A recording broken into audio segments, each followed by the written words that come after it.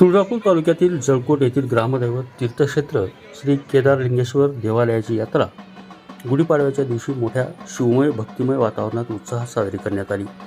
यात्रेनिमित्त मंदिरावर विद्युत रोषणाई करण्यात आली होती व तसेच विविध धार्मिक कार्यक्रमाचे आयोजन देखील करण्यात आलं होतं. श्री केदारलिंगेश्वर यात्रेनिमित्त गुढीपाडव्याच्या आदल्या दिवशी मंदिर दीपोत्सव साजरा करण्यात आला. त्यामुळे मंदिर व परिसर दिव्याच्या उजेडाने आकर्षित दिसत होता. यामध्ये महिलांचा सहभाग मोठ्या प्रमाणात होता. दीपोत्सवानंतर महाप्रसादाचे वाटप करण्यात आले. गुढीपाडव्याच्या पहाटे श्री केदारलिंगेश्वराला अभिषेक करण्यात आला. त्यानंतर श्री शिवाय नमोस्तुभय अशा मंत्रघोषात आवाजात वाजत गाजत फटाकड्याच्या आतिषबाजीत नंदीध्वज व पालखी मिरवणुकीची सुरुवात बसवेश्वर चौकातून करण्यात आली. तसेच पुढे शिवाजी चौक, संभाजीनगर व गावच्या प्रमुख मार्गावरून ही मिरवणूक मंदिराजवळ आल्यानंतर अग्निप्रवेश कार्यक्रम संपन्न झाला.